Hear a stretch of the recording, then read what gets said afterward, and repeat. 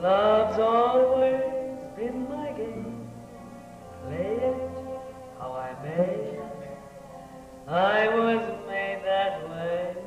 I can't help it. Men cluster to me like moths around a flame. And if their wings burn, I know I'm not to blame. Falling in love never was. Last night, I had a dream. I was eating butterflies. Their velvety orange and black wings were hanging out of the corners of my mouth. All my life, I have had a horror of butterflies. It's a tactile thing. It's not some irrational idea they're going to hurt me. It's the horror of touching them, the way some people feel about snakes and spiders. I read somewhere that when silkworms make silk, they use their whole insides to spin a cocoon which is transparent. And then, if the chrysalis is killed, that is the silk. But if it escapes this fate, the silkworm gnaws its way through the cocoon and becomes a butterfly. I suspect that the silkworm's journey to maturity is a great deal less painful than our stumbling human way. I think that the reason I had this dream about butterflies is the way in which I'm like a chrysalis. All my life, I've been making silks and brocades for people. Now I want to gnaw my way out of the prison of my old habits. Anyway, I asked the I Ching, and it said, gnawing through nourishment at the corners of the mouth. These personal epiphanies arose one afternoon as I was laying on my red and yellow sofa under my palm tree in the living room looking over Richardson's Bay. I had been painted to that sofa for about a month with a combination of pain and weakness that was like the beginnings of rigor mortis. One morning, I woke up and I couldn't get out of bed at all. And I rolled over onto my knees on the floor, and I pulled myself up by the bed and the night table, and I took my first step towards the chiropractor. But my back wasn't out, and when he cracked my head, it was like an explosion of grenades going off in my head. Well, I went to the Chinese herbalist, and he said I had no qi. I mean, that's the life force. It's like saying you have no blood. So I cooked up buckets of smelly Chinese herbs, and I got acupunctured into a pin cushion, and I did all kinds of qigong gathering exercises, and I didn't improve. So then I went to a famous holistic doctor, and he said, walk slowly across the room. Based on this little stroll, he told me I should take hemp oil, mackerel, and say a mantra while turning 4 times to the right.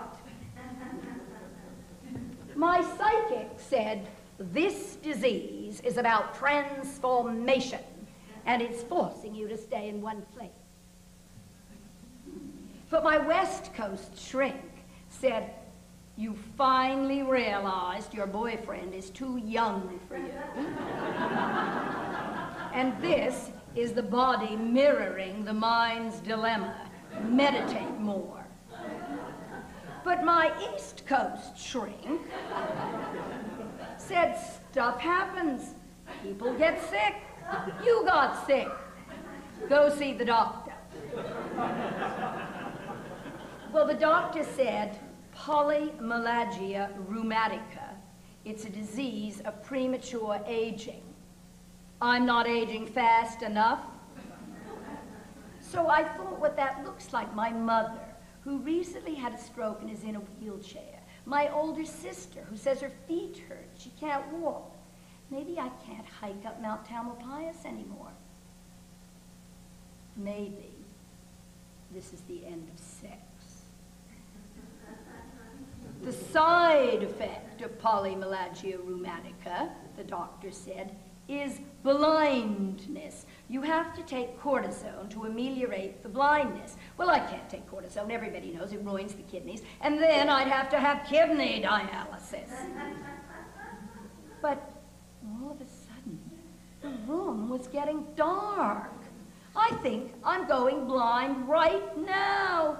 How long does it take? Oh, he said there are warning signs. Blackouts, blurred vision. Well, I can't go blind. My whole life is about seeing. The sun washing the sea in the early morning. A tube of cobalt blue paint oozing onto a chromium yellow canvas. My doggy's brown eyes looking into mine. All right, I'll take the cortisone. No drinking, he said, it ruins the kidneys. So I went home to have my last drink ever. But my Tibetan Lama vouched for the efficacy of pilgrimage.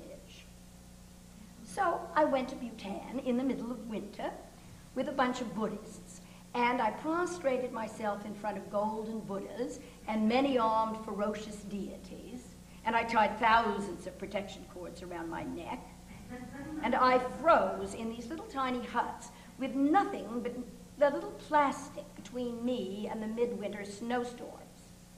Despite the cosmic intervention of several very high lamas, my health didn't improve. So when I dragged myself off the plane in San Francisco, I realized I am dying of pain, and I am taking a painkiller which is killing me. I crawled over to see sexy Dr. Rolfe. Well, he has curly gray hair, 40-ish. I peered into his green eyes, and he said, "Touch your chest with your chin."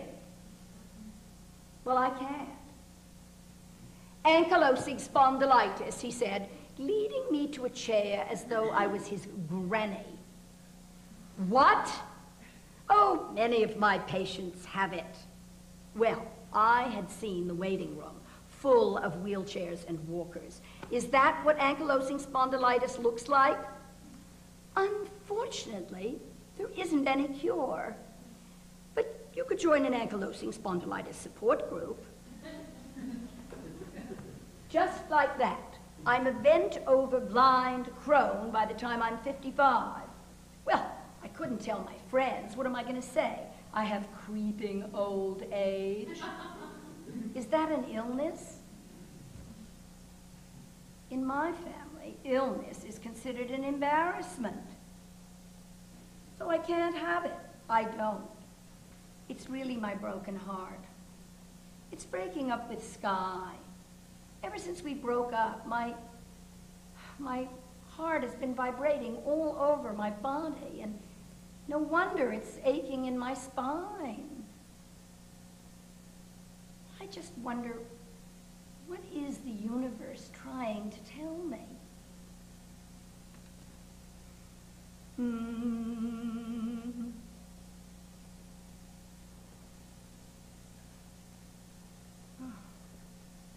This huge hurricane wind flattening everything before it.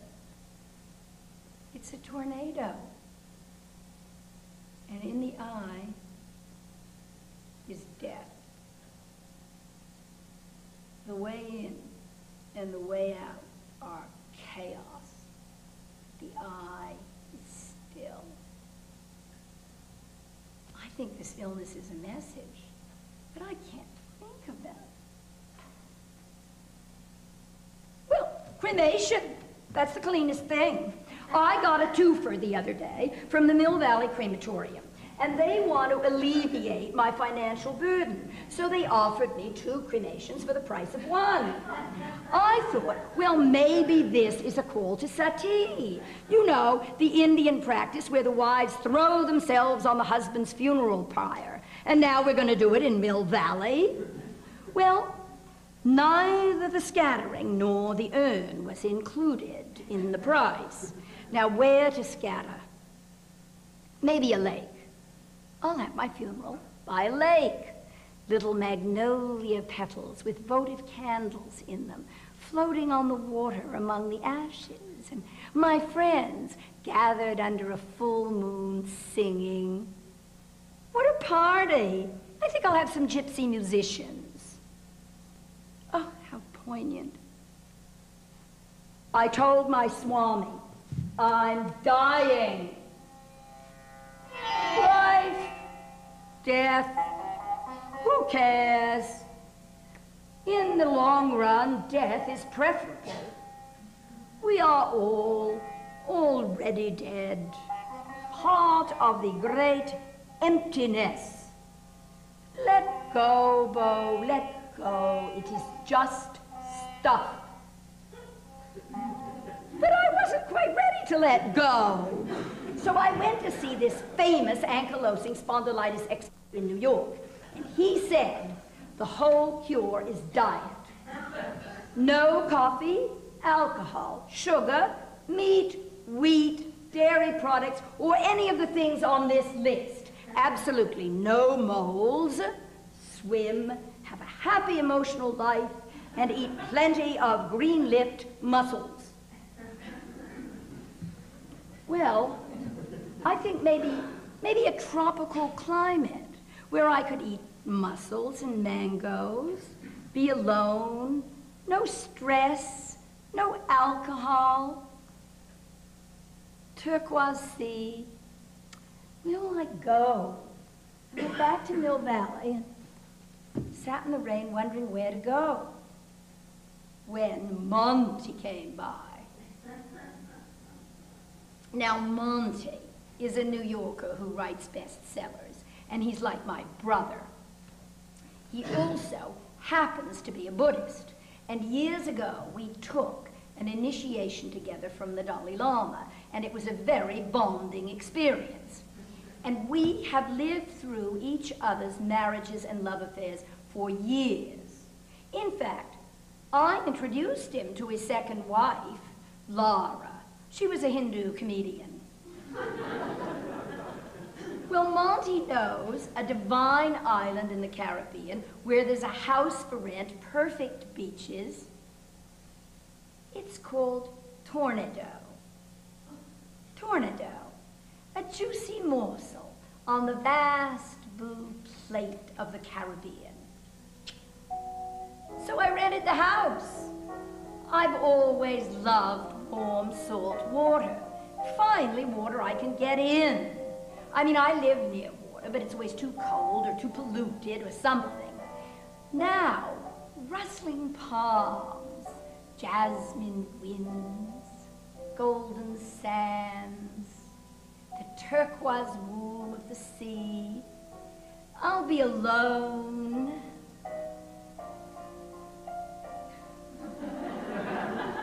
What if there's no one to go out to dinner with at Little Bistro's?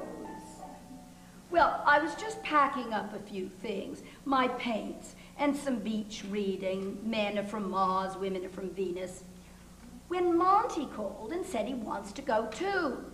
Well, I'd adore you to come, but I know I can't count on it because of your book tour. No, he said, I can't let you be alone at a time like this. I'm going to meet you in New York and we're going to fly down together. Well, I mean, I thought I'd have a couple of weeks alone before guests. Now I'm not going to have even one day. But maybe you'll know people and take me to places. On the plane, there was this man in black jeans and a black silk shirt, and he had his hair in a pigtail, and he had these kind of slanty eyes, and he was carrying a trombone. Well, Monty got into a chat with him over the bags, and it turns out that he is playing at a jazz festival in Tornedo.